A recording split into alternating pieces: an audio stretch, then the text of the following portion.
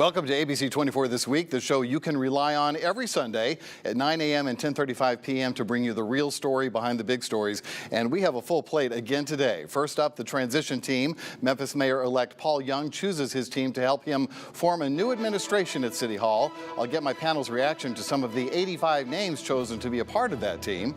Next, it's crazy season. You know these are abnormal times when Tennessee's Speaker of the House wants to impeach the Shelby County District Attorney, when the party in power in Congress can't elect a House Speaker, and when the governor of one Mid-South state decides it's okay to spend almost $20,000 on a new podium. But it all happened this week. And finally, cutting MATA, the Memphis Area Transit Authority, looking at some deep budget cuts. Is it time for Memphis to throw in the towel when it comes to public transportation?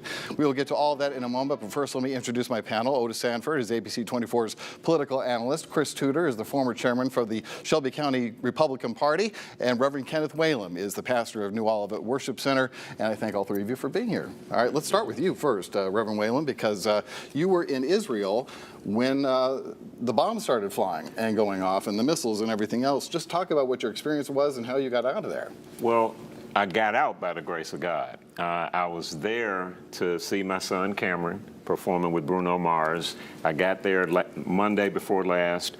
Bruno's concert was Wednesday night. There was 60,000 people in the crowd, 60,000 Israelis and Palestinians. And if I were a betting man, I bet that maybe even some young members of Hamas were in the crowd. Music, the universal language. Well, by Saturday, we toured the Holy Land. It was a beautiful, beautiful experience. Saturday morning, as I'm about to go to the airport, I hear the sirens blaring, and I see in the sky the smoke trails of missiles that are being fired. I'm in the car on the way to the airport.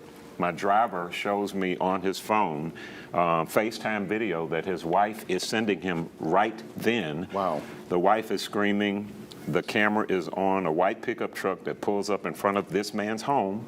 About 8 armed gunmen jump out of the back. I'm watching this real time.